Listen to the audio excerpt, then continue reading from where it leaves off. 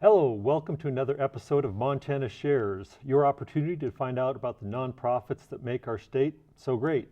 Today I've got Steve with Montana Audubon. Welcome, Steve. How's it going? Great. Good to see you, Bill. Good. So let's start out with the high-level view. What is Montana Audubon? We're a conservation organization focused on wildlife and wildlife habitat with a special emphasis on birds, particularly rare and declining species. Okay. And we've been around since 1976, so this year is our 40th anniversary, which we hope to celebrate right here in the Helena area later this year. Great. So what is your relationship to the National Audubon, and what's the relationship to the local chapters? Well, we're actually completely independent from National Audubon Society, which is based in New York City.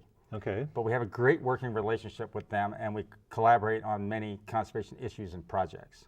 Now, there are 9 Audubon chapters in the state, everywhere from Billings up to Kalispell.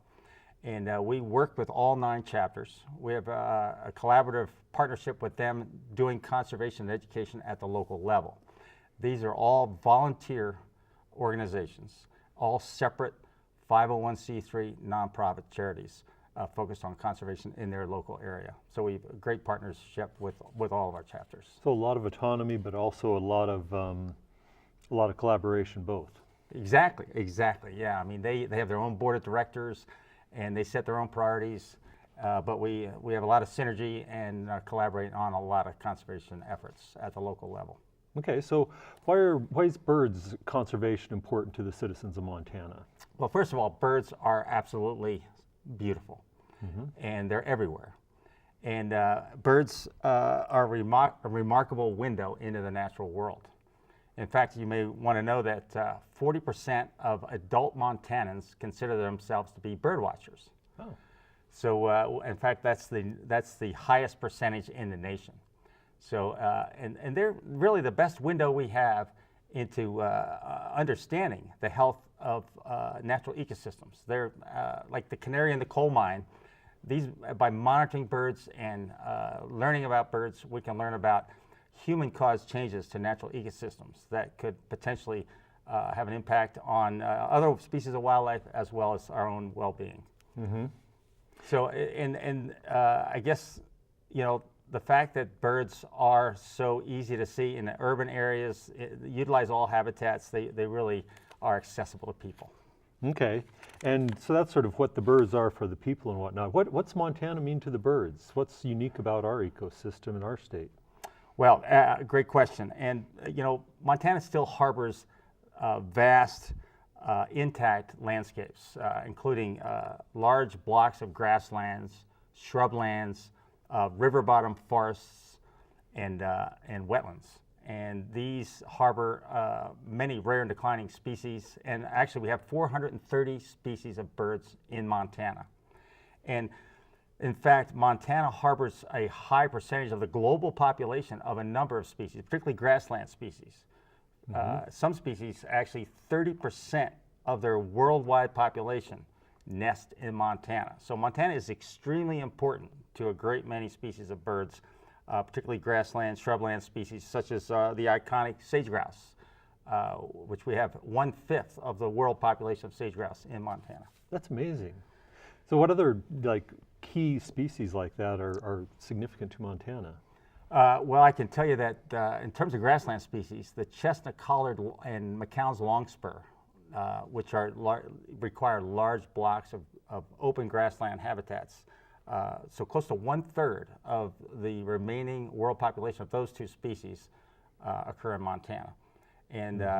And then another shorebird that lives in grasslands called the mountain plover, about 1/4 of its world population occurs in central and eastern Montana in these large grassland areas.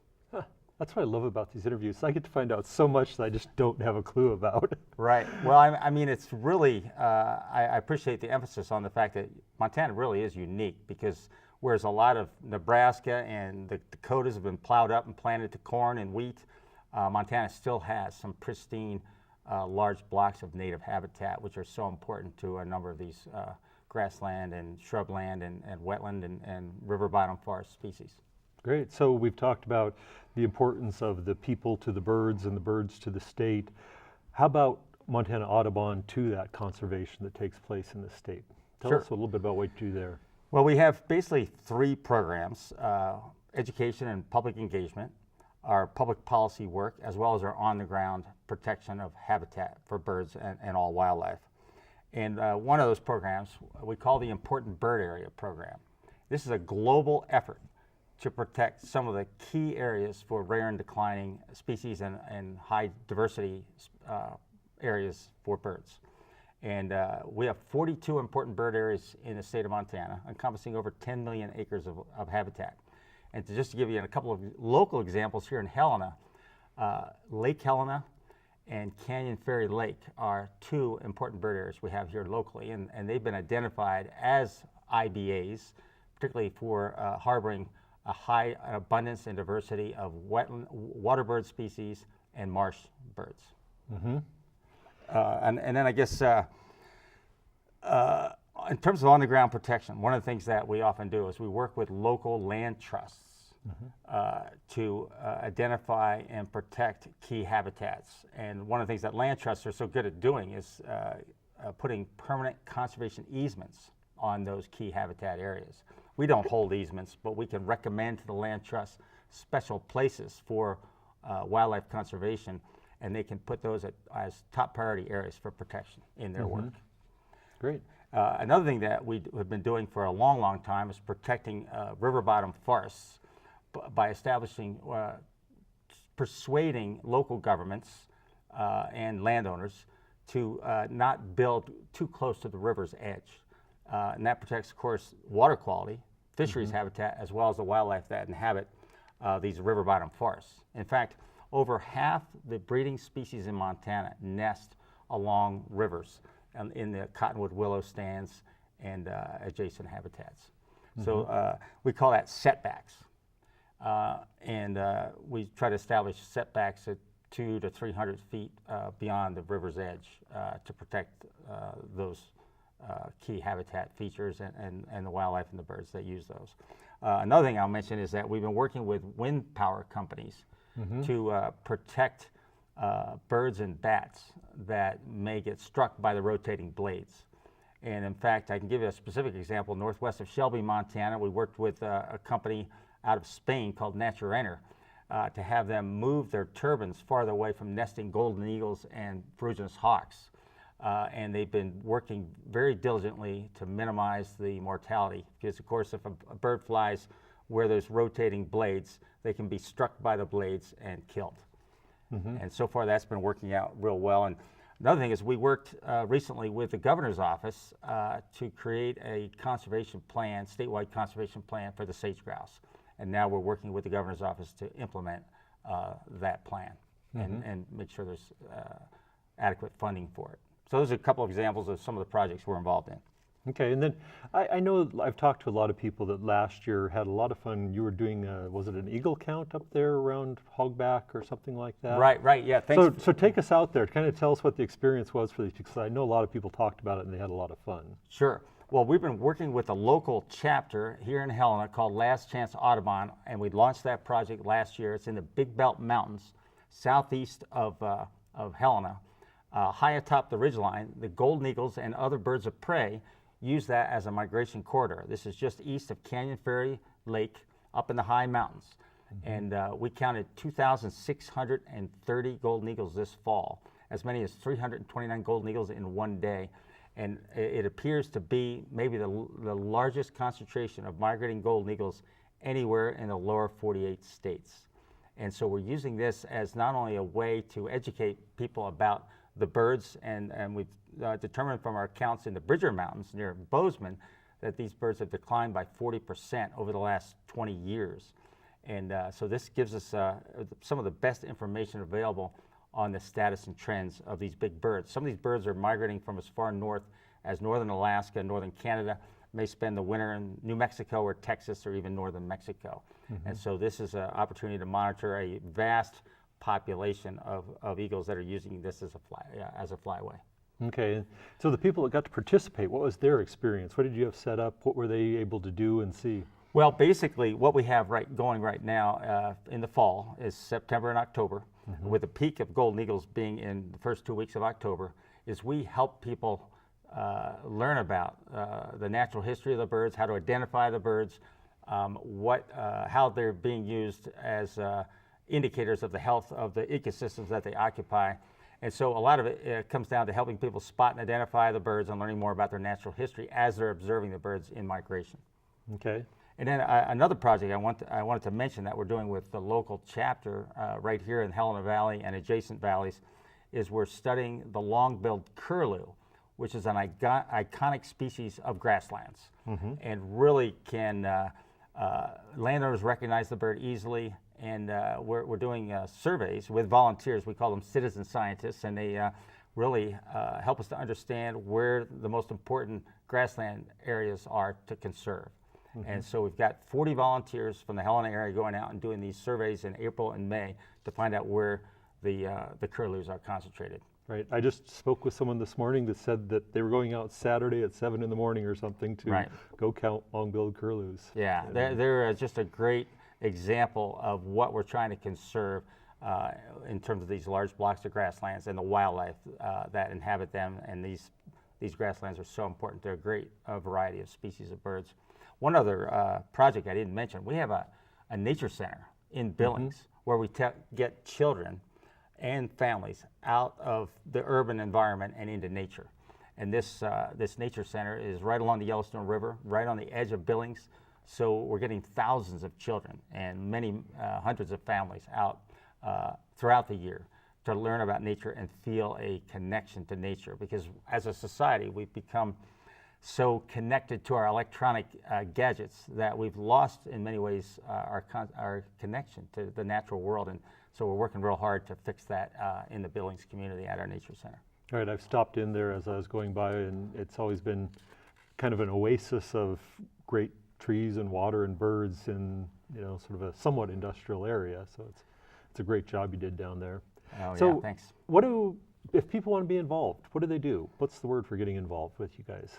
Well, there's a lot of opportunities. First of all, many people are aware of the Christmas bird counts that we do right around Christmas time in December and early January every year. And these counts have been going on for 115 years. And it gives us some really good long-term data on the health and status and changes in their winter habitats of a vast number of bird species. It's 115 years of data collection, and we're happy to have volunteers do that. We have Christmas bird counts all over the state, including right here in Helena. And I think we have 33 different Christmas bird counts in Montana going on right now. So that's an example of citizen science, and we have lots of other citizen science opportunities.